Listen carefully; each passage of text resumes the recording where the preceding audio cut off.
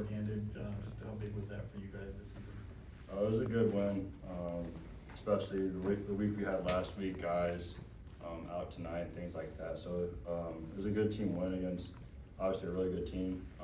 But I mean, we were able to execute the game plan, especially in the second half. So Keegan, that first quarter, the Kings shot 4 for 23 from the floor, from the field.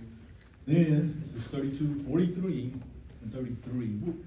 What kind of got that process going after that first quarter for you guys? they're a good team. Like it takes a little bit to figure them out, especially our first time playing them this year. So I think that was an adjustment for us. We felt like we were getting good shots in the first quarter. They just weren't dropping, and then we just continued to stay with it. Eventually they started dropping. Eventually we started getting stops, things like that, and that changed the game. And Devin Carter, kind of, got into the mix of those type of things. What do you think about his play, his performance tonight? He's been good. I think he's had spurts this year where, like in Boston, he was pretty good.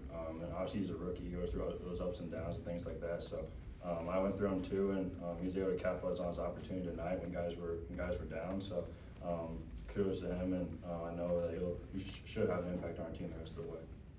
Keegan, have you had conversations with him, with Devin, about the ups and downs of a rookie season and how you just stick with it and eventually you'll get your shot? Yeah, I mean, I think Devin's a guy you don't really have to talk much to. He's really confident. So, but I mean, we're all saying stuff to him. We're all trying to get him to figure out what we're doing on the court, and I feel like he's picking up on the things that we're telling him really well. So that's kind of his transition. And tonight, obviously, played really well. Keegan, Doug talked pregame about name on the front, not on the back. It doesn't matter who's playing as long as you guys play the way that you're playing these last two games. The effort, especially on the defensive end.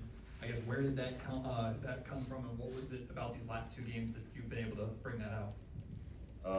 I feel like our biggest thing that we've talked about as a team is just making the other team feel us, making us the aggressor, and trying and put them on their heels and things like that. And we weren't doing that last week. We did that when we were on that winning streak earlier, but I feel like we kind of came back to that. We just have to stay consistent with it because it's tough to beat us when they're like that.